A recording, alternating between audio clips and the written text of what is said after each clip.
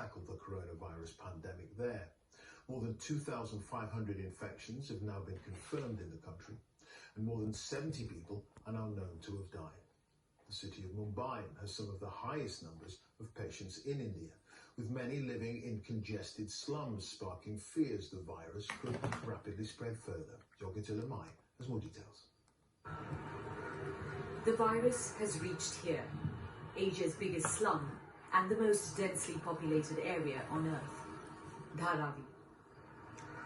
Nearly 1 million people live in less than a square mile.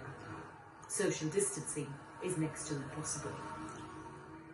यहाँ लोगों के मन में इतना खौफ और इतना डर है. People are extremely scared here. If Italy's healthcare system, which is ranked second in the world, couldn't cope, India is far behind them. Here in Dharavi, as well as in other slums of the city, people have tested positive for coronavirus.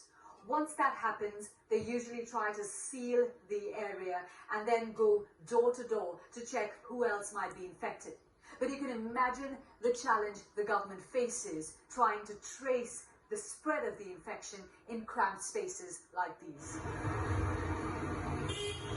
The number of cases are doubling every 3 days now. The healthcare system is already struggling.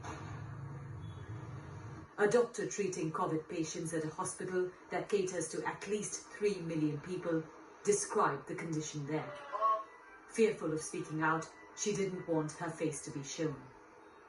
We are totally unprepared. In our institute, there are only 6 ventilators. So we have been finding ways where we can use 1 ventilator for 2 patients. It's very scary. All of us are just really overworked. There are so many places, rural setups, which lack basic healthcare facilities. They have no hospital, they have no doctors working there.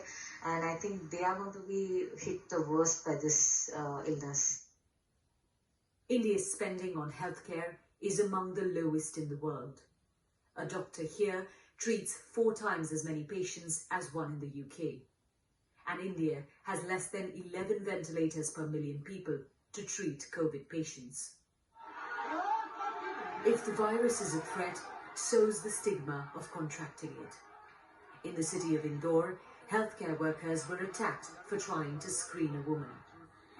This stadium is being converted into an isolation centre, as are train coaches, today lying empty.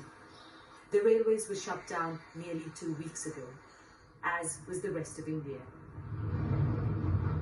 It took months for coronavirus to affect 1 million people around the world. If not contained in a country the size of India, that number could multiply very quickly. Yogita Lamai, BBC News, Mumbai.